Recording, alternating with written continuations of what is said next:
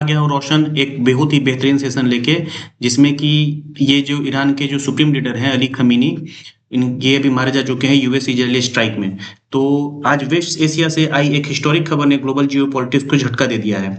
Iran के supreme leader जो कि अयतुल्ला अली खमीनी थे, एक joint US Israel president strike में मारे जा चुके हैं, और इस डेवलपमेंट ने मिडिल ईस्ट को हाई अलर्ट पर ला दिया है। दोस्तों, ये सिर्फ एक न्यूज नहीं है, ये एसएससी, सीडीएस, एफकेट, रेलवे, डीएसएसबी और अदर स्टेट पीसीएस एग्जाम हो या फिर और भी कोई भी जो कॉम्पिटिटिव एग्जाम हो, उसके लिए इंपॉर्टेंट करंट अफेयर्स टॉपिक बन चुका है। ईरान का पावर स्ट्रक्चर, सुप्रीम लीडर की अथॉरिटी, असेंबली ऑफ एक्सपर्ट्स का क्या रोल है, और स्ट्रेट ऑफ हॉर्मुज की स्ट्रेटेजिक इंपॉर्टेंस, सबका सब कुछ एग्जाम में डायरेक्टली पूछा जा सकता है।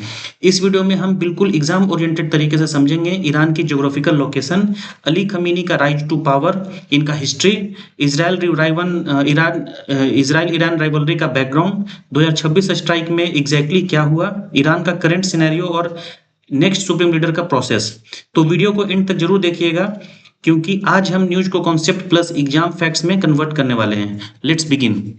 तो आप ये देख सकते हैं, ये स्लाइड में ये हैं खमीनी, जो अब मारे जा चुके हैं। और ये जो स्ट्राइक हुआ यूएस इजराइल स्ट्राइक था, जिसमें ये खमीनी जो है वो मारे जा चुके हैं। ठीक है, तो ये देखिए, ईरान कन्फर्म्स, अभी जो अल जजीरा ने कवर किया, Iran confirm supreme leader Ali Khomeini dead after US Israeli attacks. ठीक है, इसके बाद बीबीसी ने भी कवर किया है, Iran launch fresh attacks after Iran supreme leader Khomeini killed. अब देखते हैं हम ये। तो सबसे पहले हम ये देखते हैं कि इसका स्ट्रेटेजिक लोकेशन क्या है। ठीक है, तो सबसे पहले हम पढ़ते हैं कि ईरान का स्ट्रेटेजिक लोकेशन क्या है। तो ये देखो, अब जब जब मैप को पढ़ते हैं तो यहाँ पे हम नॉर्थ, मैंने नॉर्थ लिख रखा है, यहाँ पे साउथ, यहाँ ईस्ट एंड इधर वेस्ट होता है। ठीक है, 4 डायरेक्शन हम पढ़ते हैं।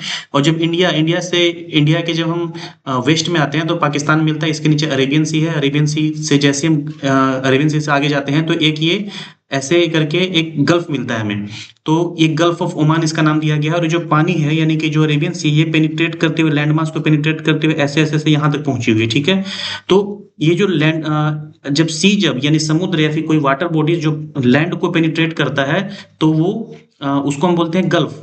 और वो जो है जनरली 3 भाग में, जो लैंड लैंड है, लैंड से ढका हुआ रहता है, क्योंकि कोई भी जब लैंड मास को पेनिट्रेट करेगा तो 3 भाग में ये लैंड मास से ढका रहेगा। तो ये पेनिट्रेट करते हुए यहाँ तक पहुंच गया, तो 2 गल्फ बनाया गया। ठीक है, एक तो ये देखो आपका गल्फ ऑफ ओमान, और इसको नाम दिया गया पर्सियन गल्फ। ठीक है, अब ये देखो, गल्फ ऑफ ओमान के ऊपर क्या है, ईरान। ईरान इधर क्या है, गल्फ ऑफ ओमान के नीचे ओमान, तो ओमान का राजधानी मस्कट, ईरान का राजधानी तेहरान। फिर आपका ये इराक है, इराक भी छोटा सा, इसका जो लैंड है वो इससे पर्शियन गल्फ से जुड़ा हुआ है। तो इराक का राजधानी क्या है, बगदाद। फिर यहाँ पे कुवैत है। ठीक है, फिर इसके बाद सऊदी अरेबिया है, इसका राजधानी रियाद। देन कतर है, इसका राजधानी दोहा। यूएई यूनाइटेड अरब एमिराट्स है, जिसका राजधानी अबू धाबी है। तो अभी कुछ दिन पहले जो है, 2-3 दिन पहले जो है, ईरान ने एक साथ अटैक लॉन्च किया था। कहाँ का लॉन्च किया था, तो ये देखो आप, ईरान ने अटैक लॉन्च किया था, स्ट्राइक किया था इराक पे, कुवैत पे। तो एक ये रहा इराक पे, इराक पे किया था, कुवैत पे किया था, देन कतर पे किया था, ये आपका हो गया कतर, कतर पे किया था, सऊदी अरेबिया एंड ओमान पे भी किया था। ठीक है, सऊदी अरेबिया एंड ओमान, तो लगभग ये ओमान पे, सऊदी अरेबिया पे, कुवैत पे, इराक पे, यानी इस क्षेत्र पे पूरा उसने अटैक किया था। ठीक है, अपने अपना बाउंड्री छोड़ के अपोजिट वाले पे। ठीक है, ये पर्शियन गल्फ से ये जुड़े हुए, बहुत इंपॉर्टेंट एग्जाम में क्वेश्चन बन सकता है कि पर्शियन गल्फ से कौन कौन से कंट्रीज जुड़े हुए हैं। तो ईरान हो गया, इराक हो गया, कुवैत हो गया, सऊदी अरेबिया हो गया, कतर हो गया, अब यूनाइटेड अरब एमिराट्स हो गया। ठीक है, अब जब यूएई की बात आता है तो इसके ये 7 एमिराट से बना हुआ है, 7 एमिराट से बना हुआ है। इसके बारे में थोड़ा सा पढ़ लेते हैं हम। ये पहले भी मैंने वीडियो में बताया हुआ है, मैं फिर से आपको रिवीजन कराता हूँ। 7 एमिराट से बना हुआ है। जो सबसे पहला आपका है अबू धाबी, जो कि इसका कैपिटल भी है और लार्जेस्ट भी है, ठीक है। दूसरा आपका है दुबई। तीसरा है आपका शारजा, ये स्मॉल। चौथा है आपका अजमान, ये आपका क्या है, स्मॉलेस्ट है। ठीक है, उसके बाद है अल कुवैन, अल कुवैन। ठीक है, छठा जो है ये है रास अल खाइमा, और 7वां जो है वो है आपका फुजाइरा। तो जो यूएई यानी यूनाइटेड अरब अरब एमिरेट्स जो है वो 7 एमिरेट्स से बना हुआ, ये 7 एमिरेट्स ये हैं। ये भी आपको ध्यान में रखना है, ठीक है। ये ओमान ओमान तो इन सब पे इसने अटैक लॉन्च किया था। फिर इसके एवज में जब ईरान और ये सॉरी इजराइल और यूएस ने मिलिट्री स्ट्राइक करके ईरान के जो सुप्रीम लीडर थे खमीनी उनको मार डाला है, ठीक है। तो ये था इसका स्टोरी। अब देखो आप यहाँ पे एक वाटर बॉडी, बड़ा वाटर बॉडी पर्सियन गल्फ है, एक बड़ा वाटर बॉडी क्या है, गल्फ ऑफ ओमान। जब जब दो वाटर बॉडीज को एक नैरो सा वाटर चैनल जब जोड़ता है तो इसको हम बोलते हैं स्ट्रेट। तो इसका ये भी क्या इसको बोलेंगे हम, स्ट्रेट। स्ट्रेट क्या है, ये जो जोड़ रहा है इन दोनों को, ये दो बिग वाटर बॉडीज को जोड़ रहा है। तो ये क्या, स्ट्रेट ऑफ हॉर्मुज इसका नाम दिया गया, स्ट्रेट ऑफ हॉर्मुज। अच्छा, ईरान ने इसको भी ब्लॉक कर दिया था यहाँ से, क्योंकि जो भी तेल वेल का रास्ता है ये यहाँ से शिप जाता है और आगे फिर यहाँ से होकर आगे गुजरता है। तो यहाँ पे जो है इसको ब्लॉक कर दिया था।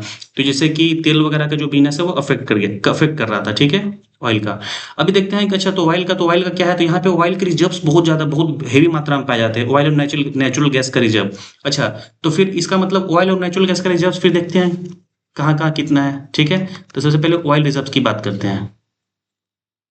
अच्छा सर, जब ऑयल रिजर्व यहाँ है तो क्या सबसे ज्यादा ऑयल रिजर्व यहीं पे है क्या? तो नहीं, बिल्कुल नहीं है। सबसे ज्यादा ऑयल रिजर्व पहले नंबर पे आता है आपका वेनेजुएला में है, ठीक है। देन वेनेजुएला के बाद आता है सऊदी अरेबिया, वही सऊदी अरेबिया जिसका राजधानी रियाद था, यानी ये सऊदी अरेबिया जहाँ पे अटैक भी लॉन्च हुआ था, ठीक है। उसके बाद थर्ड नंबर पे आता है आपका ईरान। ईरान, तो ईरान देख सकते हैं एक बहुत ही बड़ा इसके पास तेल का भंडार है। और ऑयल रिजर्व्स के बाद अब आता है नेचुरल गैस का रिजर्व का, देख लो यहाँ पे ऑयल नेचुरल गैस बहुत हेवी मात्रा में मिलता है। तो नेचुरल गैस का रिजर्व की मैं बात कर रहा हूँ। सबसे बड़ा नेचुरल गैस का रिजर्व कहाँ है, तो रसिया में है, देन ईरान में है, देन कतर में है। तो अब ये देख सकते हो नेचुरल गैस का जो सेकंड नंबर पे सबसे बड़ा रिजर्व है वो ईरान के पास है। तो ईरान को आप देख सकते हैं कि बहुत ही स्ट्रेटेजिकली, बहुत ही ज्योग्राफिकली भी बहुत मतलब बड़ा इसका इंपॉर्टेंस है। इसके पास ऑयल का भी रिजर्व बहुत भारी मात्रा में और नेचुरल गैस का भी रिजर्व बहुत भारी मात्रा में है, ठीक है। अच्छा, एक आता है बे, एक आप ये देखो जैसे बे ऑफ बंगाल है जो इंडिया के लगभग ये इससे जुड़ा हुआ है, कोलकाता से जुड़ा हुआ है, वेस्ट बंगाल से जुड़ा हुआ है बे ऑफ बंगाल। तो अब जो आप ये देखते हैं कि अब आप ये पूछेंगे सर ये गल्फ एंड बे, क्योंकि बे भी तीनों भाग से पानी से जुड़ा हुआ था। आप ऐसे देखते हो ना, जब इंडिया का मैप देखते हैं तो ऐसे इस टाइप से आता है, इस टाइप से आता है ना। तो यहाँ पे बे ऑफ बंगाल है, तो बे ऑफ बंगाल। तो सर ये जो बे है ये भी तो तीन भाग में, तीन तरफ से लैंड मास से लगभग जुड़ा हुआ है। हाँ, तो अब इन दोनों में क्या अंतर होता है, ये देखो ये जो होता है थोड़ा सा डीपर होता है, मतलब गहरा होता है, ठीक है। एक तो डीपर हो गया, दूसरा क्या है कि ये थोड़ा सा संकरा होता है, मतलब हल्का सा नैरो होता है, ठीक है। तीनों तीनों भाग से जो पानी जुड़ा होता है ना, तो इसका जो माउथ ओपन होता है ये थोड़ा सा संकरा होता है, जैसे कि आप यहाँ देख सकते हो, ये देखो बिल्कुल पतला सा है। और ये जो है आपका बे बे जो है बिल्कुल चौड़ा इसका होता है, बिल्कुल ब्रोडर होता है और शैलो होता है, मतलब इससे कम गहरा होता है, शैलो होता है। और इसका जो माउथ है, माउथ इसका क्या होता है, ब्रोडर होता है, ठीक है। तो ये सब चीज आप ध्यान रखना। अब नेक्स्ट चलते हैं हम, ठीक है। तो ये आप उम्मीद है आप ये पूरा स्लाइड समझ गए होंगे, इसका लोकेशन समझ गए होंगे, लोकेशन के साथ साथ ये इन सब के बारे में समझ चुके होंगे। अब हम नेक्स्ट चलते हैं, ठीक है। अब देखो ईरान का करंट सिनेरियो क्या है, तो 40 डे का मॉर्निंग हो गया है, यानी कि जो ये है अपना शोक, 40 दिन का शोक डिक्लेयर कर दिया गया है। लीडरशिप वैक्यूम में भी है, revolutionary guard on high alert है, ये मिलिट्री का ही एक विंग होता है इनका। Possibility of internal power struggle चल रहा है। रीजनल सिचुएशन क्या है, तो ईरान हैज वोट रिवेंज के लिए वो किया है कि हम रिवेंज लेंगे। अच्छा, यूएन के बारे में जो बच्चे यहाँ पे देखो, यूएन हेल्ड इमरजेंसी डिस्कशन। अब देखो यूएन के बारे में जो भी बच्चे बहुत अच्छे से पढ़ना चाहते हैं, मैंने एक वीडियो डाल रखा है ऑलरेडी, उसको जाके जरूर देखना, क्योंकि यूएन का इंपॉर्टेंस अभी बहुत ज्यादा बढ़ चुका है और यूएन से क्वेश्चन डायरेक्टली एग्जाम में पूछे जा सकते हैं। तो मैंने ऑलरेडी वीडियो डाल रखा है, उसको जरूर देखना। और आप उसके बाद आपको कोई भी डाउट यूएन के बारे में नहीं रहेगा, ठीक है।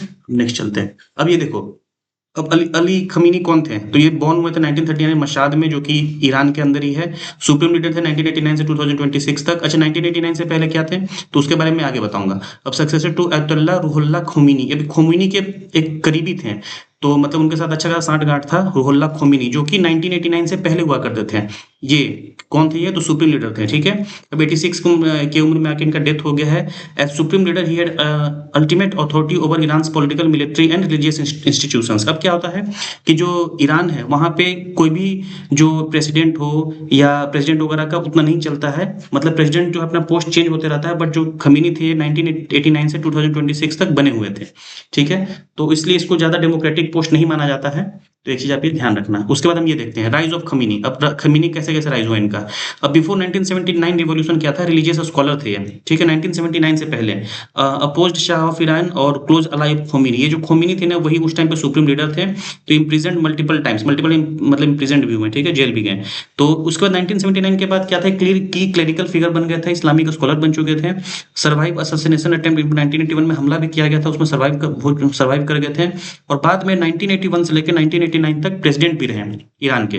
उसके बाद 1989 के बाद सुप्रीम लीडर बन चुके हैं और चूजन आफ्टर खोमिनीज डेथ, जो खोमिनी के एच है, खोमिनीज का जब डेथ हुआ उसके बाद ये सुप्रीम लीडर बन चुके थे, ठीक है। ग्रेजुअली कंसोलिडेट किया पावर को और स्ट्रेंथन रिवॉल्यूशनरी गार्ड इन्फ्लुएंस, ठीक है। Under him Iran persuaded a hardline anti US and anti Israel policy. इनका पॉलिसी जो था एंटी यूएस और एंटी इजराइल पॉलिसी हमेशा से ही रहा। उसके बाद ये देखते हैं अब 2026 का स्ट्राइक क्या था, इन्होंने मिलिट्री स्ट्राइक हुआ है, ऑपरेशन एपिक फ्यूरी नाम दिया गया है। और ये यूएस मतलब यूएस वैसे तो मेन जो था अटैक करने वाला वो था इसराइल, और इसराइल को सपोर्ट कौन किया था, यूएस। तो ऑपरेशन एपिक फ्यूरी यूएस ने सपोर्ट किया, उसका नाम रखा ऑपरेशन एपिक फ्यूरी, ये यूएस ने नाम रखा। और इसने ऑपरेशन रोरिंग लायन, इसने इसराइल ने नाम रखा था। तो ये वेरी वेरी इंपॉर्टेंट है, इसको जरूर आप ध्यान रखना, ठीक है, ठीक है। ये दोनों क्वेश्चन, ठीक है, एग्जाम में पूछ सकते हैं।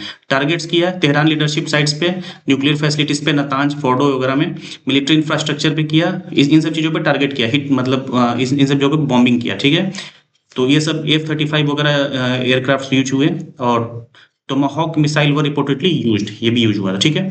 अब देखो इजराइल एंड ईरान राइवल्स क्यों है, बहुत दिन से क्यों इनका लड़ाई चल रहा है। तो एक तो ये देखो, पहले सबसे पहले तो ये है कि वेस्ट जो है, यानी कि यूएस हो गया, इजराइल, ये सब इनको ये लगता है कि न्यूक्लियर वेपन जो है कैपेबिलिटी, ये जो है न्यूक्लियर वेपन की तरफ बढ़ रहा है। एक तो कारण ये था। आईएई यानी Indian international atomic energy agency जो है, जो जिसका हेडक्वार्टर वियना ऑस्ट्रिया में है, ये इसने प्रेशर ट्रिगर किया था, क्योंकि ये इन्हीं सब चीजों पर नजर रखता है, जो न्यूक्लियर वेपन्स बना रहे हैं इन सब चीजों पे, ठीक है। उसके बाद क्या था, एक तो ये कारण था कि न्यूक्लियर डिस्प्यूट था ही। दूसरा कारण था प्रॉक्सी कॉन्फ्लिक्ट। इसमें क्या है कि ईरान जो सपोर्ट करता है हिजबुल्लाह को, हमास को, हाउदीस को। अच्छा ये क्या होता है, तो ये हिजबुल्लाह जो है ना, ये इसको मैं बताता हूँ आपको। हिजबुल्लाह जो है ये आपका लेबनान में एक्टिव है। हमास जो है ये एक्टिव है आपका गाजा स्ट्रिप पे, तो आपको पता होगा जो इजराइल और गाजा का वार चलते रहता है, गाजा स्ट्रिप पे एक्टिव है, ठीक है। हाउदीज जो है, सब मोटा कर लेता हूँ। हाउदीज जो है, हाउदीज कहाँ पे एक्टिव है, तो ये एक्टिव है आपको येमेन में, ठीक है। और हमास कहाँ एक्टिव है, गाजा स्ट्रिप पे, और ये लेबनान में, ये लेबनान में एक्टिव है, ठीक है। तो इन तीनों का वही है कि जो ये है, एक तो आपका मुद्दा ये है कि जो पैलेस्टीन है, पैलेस्टीन को ही मतलब चाहते हैं कि उसको पैलेस्टीन का एक्सपेंशन चाहते हैं, ना कि इजराइल का एक्सपेंशन चाहते हैं। इजराइल का एक्सपेंशन बिल्कुल नहीं चाहते हैं ये। एक तो कारण ये है, ठीक है। तो इनको ये सपोर्ट करता है, तो इजराइल जो हमेशा भड़का रहता है, इसलिए लड़ाई झगड़ा मचते रहता है। तो Israel consider these hostile networks, ठीक है। ये क्योंकि ये हमेशा लड़ाई झगड़ा मचाते रहते हैं, तो इनको इजराइल कंसिडर करता है, इसलिए। तो ये एक प्रॉक्सी कॉन्फ्लिक्ट दूसरा कारण था। तीसरा कारण है आइडियोलॉजिकल हॉस्टिलिटी। इसमें क्या है कि Iran officially oppose Israel existence, हाँ, कि ईरान जो है हमेशा चाहता है कि इजराइल नहीं है, पैलेस्टीन को मानता है ये, ठीक है। और डिकेट्स ऑफ शैडो वार, तो साइबर वार एसोसिनेशन के चलते रहता था। तो लॉन्ग लॉन्ग स्टैंड टेंशन है। अब इसमें 2026 में क्या है, ये जो टेंशन है, ये सब न्यूक्लियर डिस्प्यूट का, प्रॉक्सी कॉन्फ्लिक्ट का, पहले भी कई बार ऐसे लड़ाई झगड़ा हुआ है, और इस टाइम पे ज्यादा एस्केलेट हो गया था। अब देखते हैं what happens next in Iran. अब तो जो सुप्रीम लीडर है खमीनी, उनका डेथ हो चुका है, तो अब आगे क्या होगा। तो इनके यहाँ पे जो सुप्रीम लीडर है, इसके पोस्ट को हटाने के लिए, पोस्ट पे किसी को बैठाने के लिए जो है असेंबली ऑफ एक्सपर्ट्स होते हैं, वो ये काम करते हैं। ये 88 लोगों का ग्रुप होता है। ये क्या होते हैं, स्कॉलर होते हैं, ठीक है। 88 लोगों का जो ग्रुप होता है, 88 क्लैरिक, यहाँ पे क्लैरिक्स बोलते हैं, क्लैरिक्स होते हैं, ठीक है। तो ये जो है ये इन्हीं सब के उससे क्या होता है कि ये जो इस सुप्रीम लीडर का जो है, सुप्रीम लीडर का पोस्ट जो है, ये क्या करते हैं, अपॉइंट करते हैं सुप्रीम लीडर को, या और क्या करते हैं, रिमूव करते हैं, ठीक है। और ये सीनियर इस्लामिक स्कॉलर्स होते हैं, ठीक है। तो अब ये क्या होता है कि इनको फाइनली जो है ना, अब आप ये सोचेंगे कि सर ये तो फिर सुप्रीम लीडर को हटा सकते हैं, लेकिन फाइनली इनको जो है ना गार्जियन काउंसिल से इनको अप्रूवल लेना पड़ता है, और गार्जियन काउंसिल एक कॉन्स्टिट्यूशनल पोस्ट है जिसमें कुछ मेंबर्स, 12-13 मेंबर ऐसे कुछ होते हैं। तो ये लोग जो है ये फाइनली यही अप्रूव करते हैं। तो एक्चुअली एट लास्ट क्या है, इनको गवर्नमेंट के द्वारा अप्रूवल लेना ही पड़ता है, इसलिए जो रूलिंग गवर्नमेंट है उनसे ये इनको अलाइन करना ही पड़ता है अपने सुप्रीम लीडर को। तो जो वो बोलते हैं उनको मानना ही पड़ता है। तो फाइनली जो है एक तरीके का रूलिंग गवर्नमेंट का ही ये जो होता है सुप्रीम लीडर वही बनता है, ठीक है। तो लाइकली डेवलपमेंट्स क्या है, टेम्पोररी लीडरशिप अरेंजमेंट्स अभी देख रहे हैं, ठीक है। अभी कोई नो परमानेंट सक्सेसर अनाउंस अभी नहीं हुआ है, तो अभी चल रहा है चीजें। अब आगे देखते हैं हम। अभी एग्जाम पूछता हूं, अब ये ध्यान रखना कि सुप्रीम लीडर जो है most powerful post in Iran में था। खमीनी रूल 1929 से 2026 और 86 की उम्र में आके इनका डेथ हो चुका है। ईरान जो है वेस्ट एशिया में लोकेटेड है। स्टेट ऑफ हॉर्मुज जो है ग्लोबल ऑयल चेक पॉइंट है। और conflict roots nuclear plus proxy war, ये दोनों के कारण कॉन्फ्लिक्ट जो है, कॉन्फ्लिक्ट का जड़ यही था। अब नो परमानेंट सक्सेसर अभी कोई अनाउंस हुआ नहीं है, तो हम देखने वाली चीज है कि आगे क्या होता है और किसको बनाया जाता है, ठीक है। तो आज का सेशन यहीं पे हम कंप्लीट करते हैं, और मैं उम्मीद है आपको पूरी कहानी जो है बहुत अच्छे से समझ में आ चुका होगा। और आप मुझे कमेंट करके जरूर बताएं सेशन आपको कैसा लगा, और एग्जाम के पॉइंट ऑफ व्यू से बहुत ही इंपॉर्टेंट है। तो जो भी कैंडिडेट तैयारी कर रहे हैं अपने पेन पेपर लेके जरूर इसका एक नोट्स बना लें। और please like share and subscribe the channel and support and thank you and all the best.